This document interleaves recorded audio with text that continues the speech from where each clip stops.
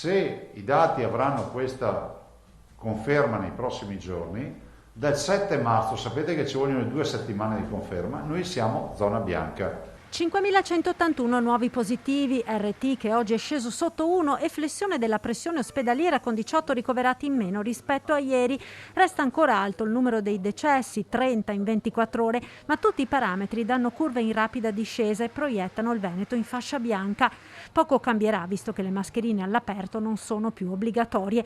Il presidente Zaia torna in diretta da Marghera e traccia il quadro di una situazione in miglioramento, aprendo a delle riflessioni a 2 anni dall'inizio della pandemia.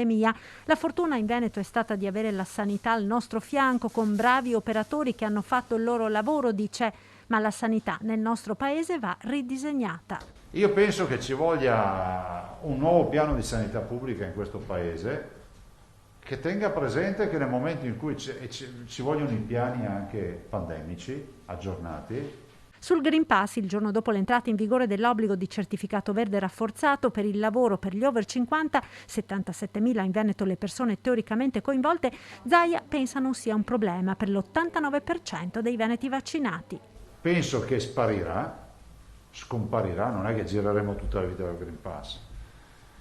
Pensare di abolirlo nel giro di qualche giorno o di qualche settimana, non lo so. Il Green Pass è correlato alla necessità di capire se siamo in sicurezza. In questa fase non lo siamo.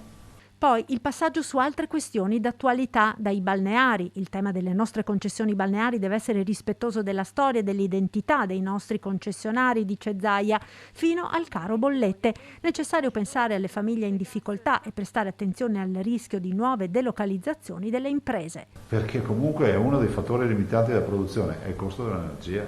Cioè quando tu leggi che ci sono aziende che fanno il fermo produttivo perché non ci stanno più dentro, ok, se è una roba della settimana si risolve tutto bene, ma se è una roba che diventa strutturale, il fermo produttivo si chiama delocalizzazione.